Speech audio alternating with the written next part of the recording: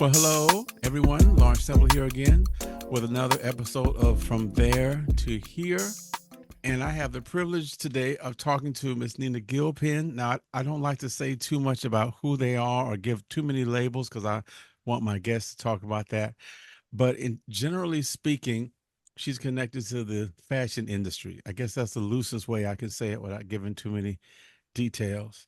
And we're just going to talk a little bit about her journey from where she's been to where she is and to what's going on in the future. So, my esteemed guest, Nyna, how are you? I'm doing great, and I'm so excited to be here. So excited to see you. Yes, high school was once upon a time ago, and I'm so glad we still have this connection. Um, I know you. I don't think you know how much you really meant to me. Just our experiences and being your student in high school. It really made a difference in my life, to be honest. I appreciate that. I appreciate hearing that. Well, are you familiar with the phrase elevator speech? Heard that before? I have.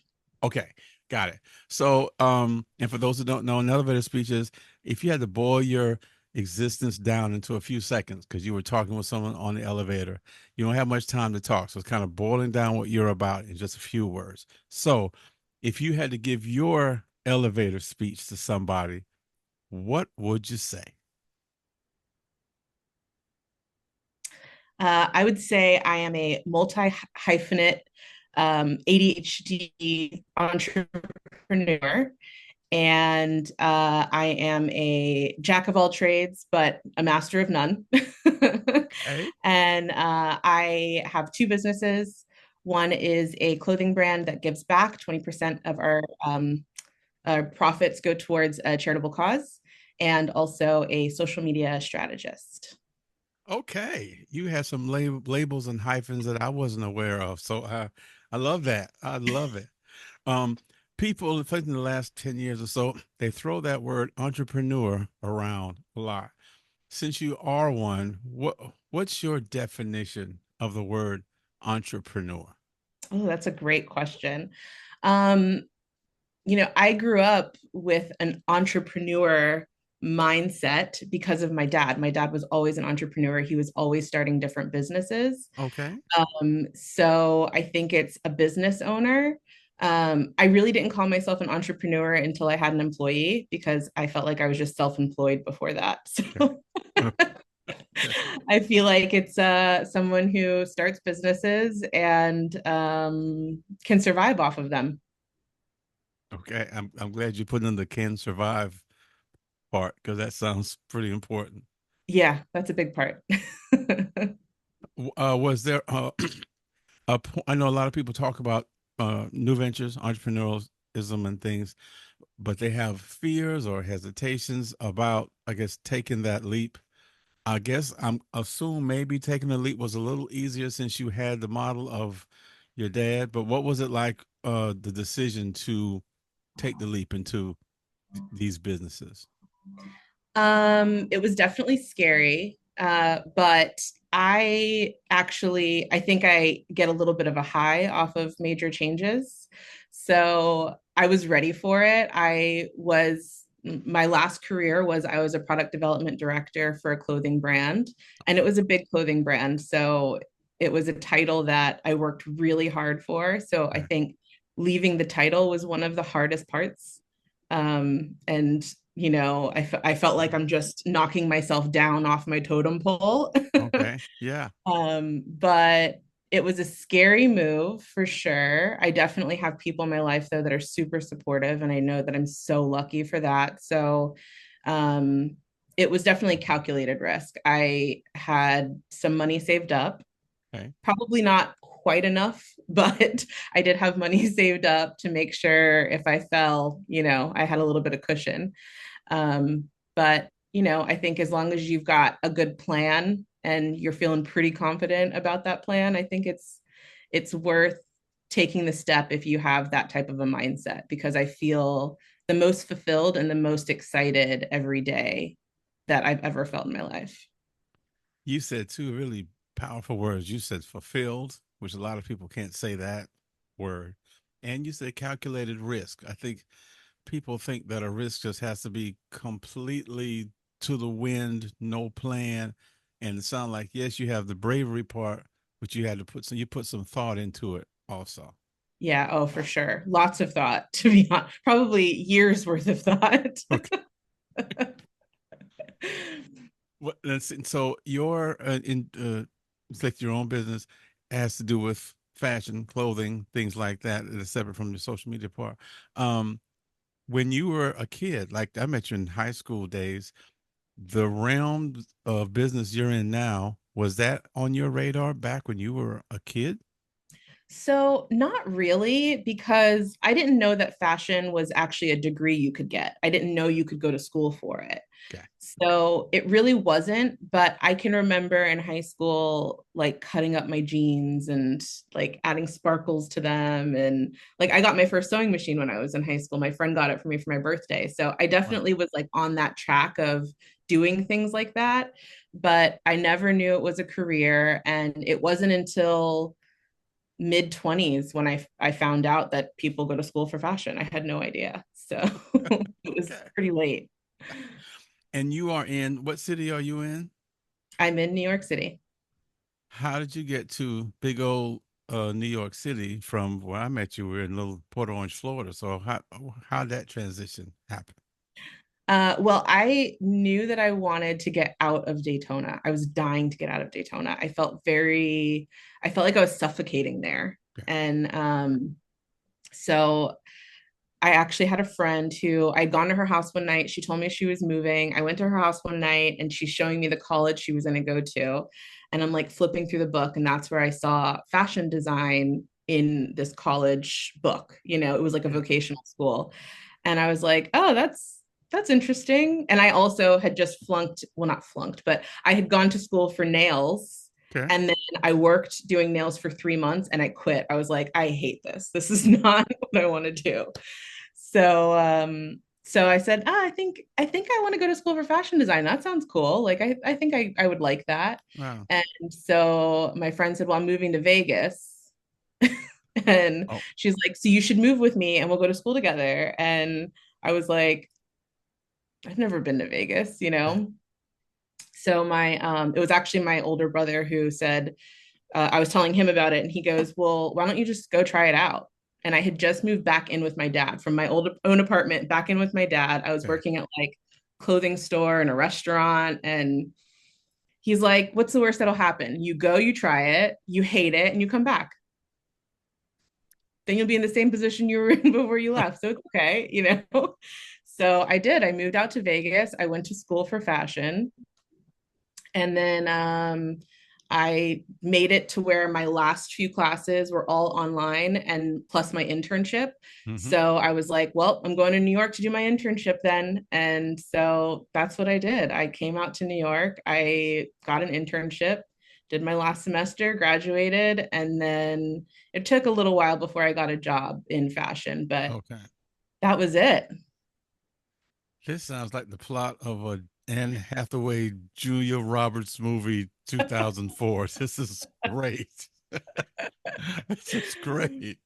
I gotta just like, I just follow my heart every time. It hasn't steered me wrong yet. So, Did you have to learn to be a person who would follow their heart, or was that just kind of your nature from the beginning? I think it was in my nature. Uh, I think that's another thing that I got from my dad, Okay.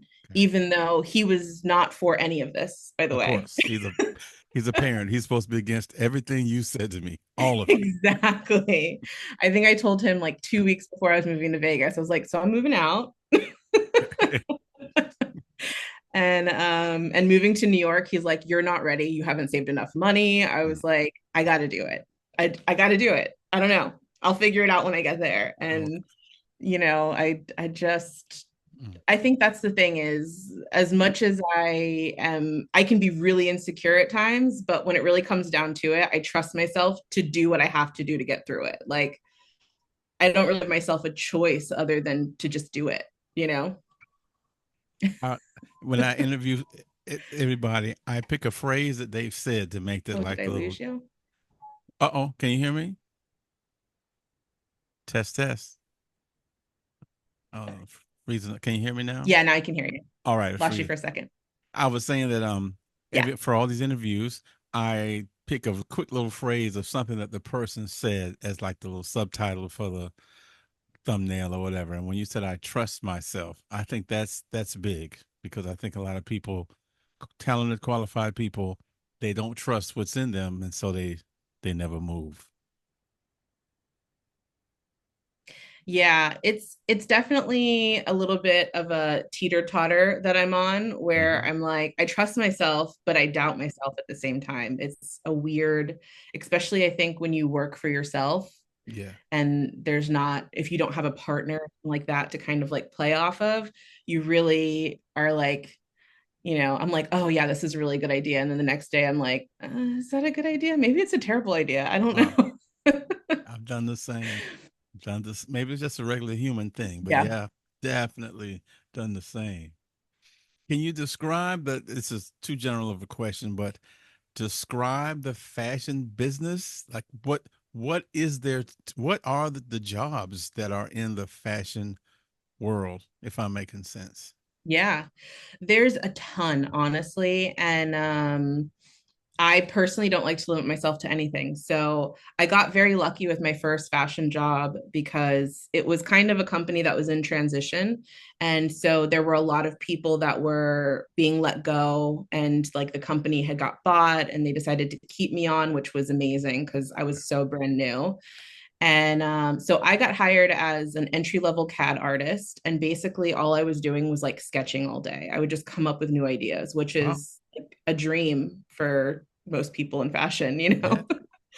And then they started laying people off one by one. And so there's tech design, which is the people who measure the garments, make changes if something doesn't fit properly, does all the fittings. So there's your whole tech design and different, of course, different levels of people there. And then there's production, so, self-explanatory, but they're taking care of the actual production of the garments, talking to overseas factories, things like that. And then, of course, there's sales. And then I ended up going into, after that first company, I got hired into a second company, and I ended up more so doing an in-between job, which is what I really liked. Mhm. So I was kind of um, the connector of all of the different departments. So I was making sure that if there was a message, it was being sent to design and to production and to sales or whoever needed to hear it. And it turned out to be a very powerful position that I really liked. I like Mhm. holding a lot of cards. Okay. Okay, boss lady. Okay. And a lot of strategy involved, which was my favorite part. I like geek out on having like making strategies for things, so that was really exciting to be able to go, something's not working properly. I feel like there's not enough communication between this department and this department, and Mhm. how can I fix that for everybody. I So do. yeah, I, so that they ended up calling me product development, but it was really because they didn't have the proper name for me. So okay. I get it. I love that. How would it? How did that sound like a natural progression? How did you working for other people then lead to you creating your own line and your own business in that world? I soak in everything. Like if there's a project that I can do that's not my job, I'll take it. Like, and that's what I kind of ended up being, was this like catch-all person. And anytime there was anything that like they're like, I don't know who should do that, they're like, let's ask Nina. Okay. And so I was just soaking up everything like a sponge. Like there was one time that the vice president of production had to go out on medical leave and they had no one to fill in for her. Yeah. And my CEO was like, do you think you can do it? And I'm like, sure, I'll try Okay. it. And it was really hard. Okay. A lot of questions that I didn't know answers to. But, that's when you go, okay, I just got to figure it out. Like somebody's got to know the answer. So I'll just have to figure out how to get there. So Okay. it's really about soaking in as much as you can, I think. And And that was what gave me the confidence to say, okay, I can step out on my own because I at least can have an overview of how all of these different departments are working. Okay. Yeah. How long have you had your own business? I'm going on 3 years in December. Okay. Yeah. It doesn't feel like it. It feels like it was just yesterday. Okay. I have a friend who started a bookstore about the same time, and she says some of the same things that you said about owning your own business. When I'm a teacher, so younger people think owning a thing or quote unquote being the boss means you sit in the back room all day with your feet up watching TV, and people just walk in and dump wheelbarrows full of money on you all day while you tell them what to do, and then you go home. And that's pretty much what they think being a owner or boss is. Could you kind of peel back the curtain about what it means to be the owner or boss of a thing? Yeah, the being an owner is hard. Is it's easily, I mean, it's easily the hardest thing I've ever done for sure. And the reason why is because when there's a mistake, you have to own it. It's Okay. your mistake. It doesn't matter who did it, it's yours. Okay. And so that's really difficult. And it's also taking over, specifically being a small business. It's your everything, and right now you have to be social media manager, and you have to do whatever it is your business is, and then you have to do all the books and the taxes and keep every receipt and Mm. like, and you don't even necessarily know all of these things that you have to do until you're faced with them. I Okay. got like a payroll company, and they're like, oh, you have to have this number and this number, and I'm like, I don't know what that is. Okay. Hmm. So I think that's the biggest thing is like owning everybody's mistakes is really, really hard, and it can be financially really hard, um you hold the ball. It's great because you get to make all of the decisions, but it also is terrible because you have to make all of the decisions. Okay. This is a business class. This is good. The way you're breaking this down. This is really good. Is there a type of person that you would say should not go into business? I guess I'm saying that right. Or maybe flip it around to the positive. Maybe what kind of personality traits do you need to have to be in business on your own? Let's do the positive spin, if that makes Right. sense. I think you have to have you can't be someone who has to have everything perfect, first of all. And I think I have OCD, and so I didn't know that. It definitely was diagnosed later in life, and ADHD, which also Okay. later in life. Okay. So and those and so you can't be someone who is holding on too tight to perfection, Mm, because nothing is going to be perfect. Like, you have to be willing to let go of some things and say it's good enough, okay. and you need to be really good at delegating if you're going to have a team. That is one of the biggest things. If you can't properly guide your team, then there's no point in even having a team, because you're going to end up redoing things, and Okay. you're going to take on more things. And you just have to have like kind of a scrappy way about you, because there's just so many things. Like I said, there's so many things that you don't know, and you just got to figure it out on the fly. And that can be time consuming and daunting. I work more now than I've ever worked in my life, but I also like what I'm doing. So Okay. it's not a bad thing. Okay. No, I know I talked to quite a few business owners on this. They say the same thing. They work more hours than when they work for someone else, but yet they're more fulfilled, um, even though it's hard. Yeah. That's what they kind of tell me. Yeah, exactly. Especially if you're passionate about it. I think that's the biggest thing. If it's something you're passionate about, it's you find that it's worth all of the hours, and um I work I work every day. At some point, I work every single day and Okay. almost all day. Oh, okay. But I also feel like I just have a bigger purpose, and so I think it all just feels worth it. Well, speaking of the purpose part, uh, so 20% of the proceeds from your fashion line go to charitable causes. could you talk to us about either that charity or just where that desire to uh, do a bigger purpose through your business, where that came from? Anything about that, please? Yeah, I actually didn't think that I was going to want my own clothing line. That wasn't ever my goal to start off with. I always thought I'd work for another brand, and my goal was to be a CEO of a company. And so it wasn't really in the works, but what I found was I worked for some companies that were a little, they don't care about their people, they don't care about the customer really, they just want to make that money and they don't care how they get it, you Right. know. And I just really wanted to do something where I felt really good at the end of the day. That was like the most important part was I just want to feel like I'm giving back, you know, giving back to the community or something. And so I knew I wanted to start something that would be related to charitable causes. But I also didn't want to limit myself to one because I feel like I don't know if you how much you're on social media, but I follow a bunch of these people on social media who just randomly do amazing things for people, Mm-hmm. and they end up having these incredible stories from these people that are going through a hard time, and you know your heart just goes out, and I'm sitting there crying all by myself.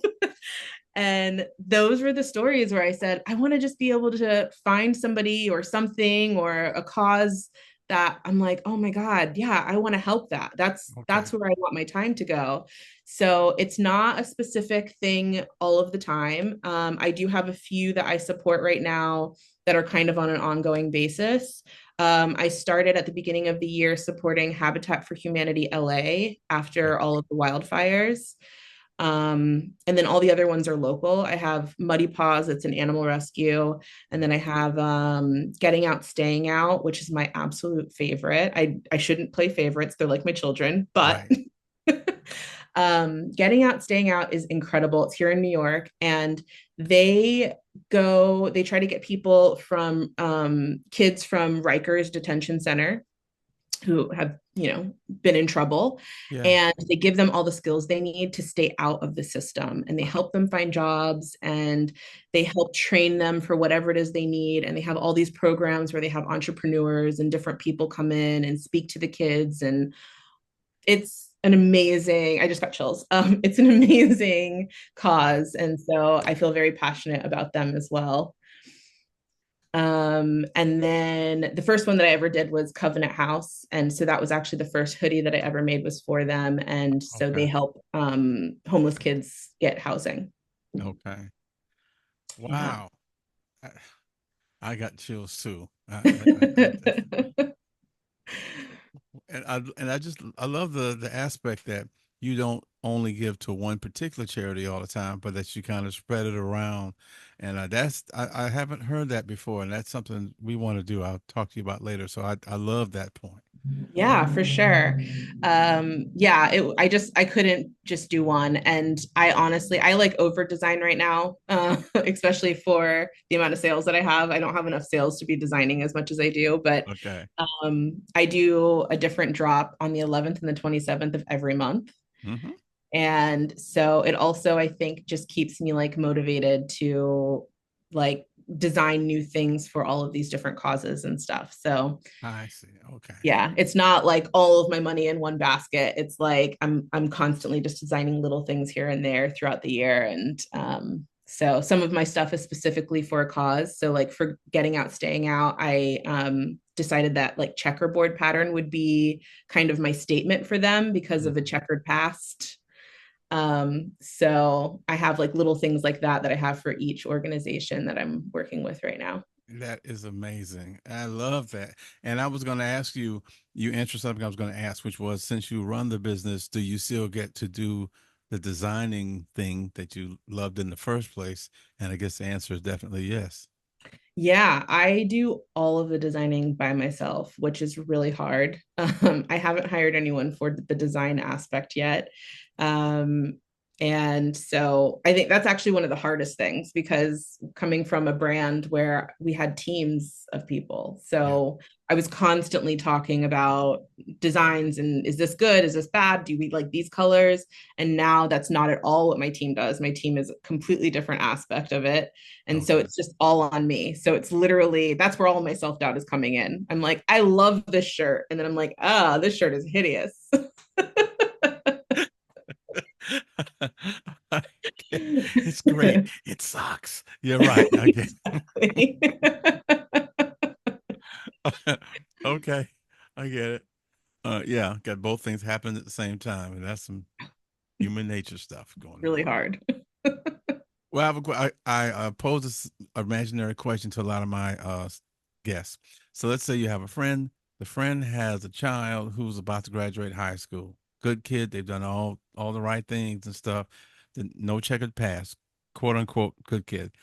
But they don't really know what they want to do, what they want to be. And so your friend admires you and say, "Hey, would you just take Sally or Billy out to lunch and just talk with them, and maybe your conversation could spark something with them." So if you were in that conversation, what would you imagine you would talk to say to this high school senior, great kid, good grades, they're just not sure what they want to do or be? What would you imagine you would say? This is actually something that's heavily on my mind, because you might not know this, I have an 18-year-old brother. So he is a senior in high school. Here we go. Yep. And I think because he's the next in line after me. So we're 22 years apart. So we grew up very differently. Okay. And I do feel like he might be a little bit lost. I'm not sure. Okay. So definitely something that's always on my mind. I think the biggest thing is like keep moving forward and keep looking for things that you're interested in, because I feel like the problem happens when you stop and you go, I don't know what I want to do, so I'm just not going to do Mm. anything. That's Okay. when I think the problems start to come in. Okay. And so I think it's moving forward. I think it's not being afraid to transition. I did a ton of things. I've done a million things, honestly, in my life. And so I think it's about learning yourself, learning what it is that you really like, and knowing that, that might come later in life. Mm. It took me until my mid 20s before I was really ready to dedicate a, a significant amount of time to school, because Okay. prior to that, I actually flunked out of DBCC Okay. when I immediately went after high school. I flunked out. I lost my Bright Future scholarship. Okay. Again, my dad was pretty upset. I'm sure you was. And it was because I didn't know what I wanted to do. So I think it's just moving forward, and staying curious, and then saying, okay, like when you find something that you're really passionate about, and you're like, okay, I could dedicate some time to this, then I think you just explore that until you find your thing. But move forward. That's my answer. That's good. Okay. I see that. I hope Billy and Sally, whoever out there, and your brother, I hope they're all listening when they hear this. That's good. You've been Uh, using Billy and Sally for decades. I remember that. I probably did it for 10 years until someone pointed out to me, you always use those two names. I said, no, I don't. Yes, you do. So now I do it consciously on purpose. The school year is only 9 weeks old, and those kids are already, if I don't say Billy and Sally, they say, Miss Shepherd, who is it? I'm sorry. Billy. Billy and Sally. What can I say? There they are. Love it. So what do you see as for the future of either of your businesses or just yourself professionally? Lay out the future vision for us if you can. Oh my gosh, yes, I can. I think about it all the time. Let's go. I mean, I think for both of my businesses, honestly, I'm ready to build both of them up into bigger and better. We didn't really talk about my social media business. It's not nearly as fun as the fashion business, but for that, I found that I didn't start a website. I didn't advertise myself. It was all word of mouth. That's how I got all of my clients. And that's Mm. actually what keeps me afloat right now. Okay. And so with that, I'm like, I really need to capitalize on that. So it's really just bringing in more clients and then bringing in more staff to help with those clients and kind of delegate out certain clients to people. Okay. So I definitely want to build that up. That's probably more immediate than the clothing brand. And for the clothing brand, I see it becoming events, like holding events with different causes and making something bigger, because I feel like right now we're in a weird place. I mean, the country's in a weird place to begin with, but also with AI, Hmm. think people are going to start looking for that human connection, because AI is going to be taking over what you're seeing on your feed, and you're not going to know what's real and what's fake. Okay. And so I think people are really going to be looking for that human connection moving forward. So I really see the clothing brand turning into some events for charitable causes. I think that's my next big goal. I I see it. I get it. I feel it. I love that. I love that. Just all the forward thinking and always thinking about the next thing, and I love that. And Yeah. when do you rela rest or relax or have fun? I'm sure you don't have a lot of time for that, but make up something. Tell me something that you do to relax or fun, something. So I don't know how to relax in my day-to-day life. I have no idea. I cannot, there is no balance Okay. to my day-to-day. I last year I was actually dating someone pretty seriously, and he would be like, I'm giving you one more hour and then you're done. Got Like, so, but now that I don't have that because we broke up, oops. honestly, the only time I really relax is when I go on vacation. Okay. And ever since I left my corporate job, that has been the thing that I won't allow myself not to do. Okay. I said, not having to have anybody to answer to means I have to have that freedom. And traveling is really what I've wanted to do like my whole life. So Okay. I go on too many trips right now. Okay. I think I did 5 countries this year. Oh goodness. So I won't be doing that next year. I have to bring it down. But traveling is when I relax. And I have a friend who's like my travel partner, and she's really good about being like, okay, if you do have to work today, you have 1 hour and then you're done. Okay. Like, okay, Okay. thank you. Let me just get that in. Okay. So that's the only time my brain shuts off, to be honest, is when I'm traveling. All right. Well, at least you have that. At least you have at least that much, because you got to have Yeah. something in there. But I'm so proud of you, and I appreciate this window into a world that most of us don't know. We don't. Everyone talks about being an entrepreneur in general, but we don't know really what that is. And definitely the fashion world, people don't know have any idea of what that is. So I appreciate that insight. My last one, with the time I have, this is perfect. Billy or Sally is an adult, let's say. However, they're over 18, and they have a dream or a thing they've thought about, doing whatever. And they have plenty of good reasons why they can't. Mhm. Money, I'm too old, I got kids, blah, blah, blah, blah. What would you say to try to encourage that person to think beyond all these limits that they've listed, because this desire they have hasn't gone away? Mhm. What would you say to kind of help them? Well, first of all, it's never too late. If you're breathing, there's still time. So I think I think so many people kind of look at your later years as like settling down, where I feel like there's so much more you can get accomplished in your later years, because you don't have all of those things you had when you were younger. You Hmm. don't have the kids, maybe you're retired, so you don't have the career. Why wouldn't you really dive into the thing that you're not passionate about? Like, that's actually the perfect time to do it, because you've got the time. And honestly, this is something that is pretty close to my heart, because I also have a podcast that I started with the woman whose name was on the last brand that I worked for, Diane Gilman. And she is 80 years old. And this woman has been the most incredible role model, because she has way more energy than I've ever had. Wow. Okay. At She 80. never lets a dream die. So she now has, this is her third podcast that she has, like the one with me. And, she never lets her dreams die. And I think that's like a perfect representation of who I want to be. Like, I don't really picture myself retiring. I think that I'll always have passion projects for the rest of my life, because that's just, I have to be doing something. I can't just sit down and watch TV all day every day Yeah. for my later years. So it's just, yeah, it's just never too late. If there's something that you've been thinking about, like, start today. Start making a plan. There's no reason to wait. That's it. That's the phrase I'm taking from this from our start today. That's the Start one. today. If Start. not now, when? You know? I love that. I love that.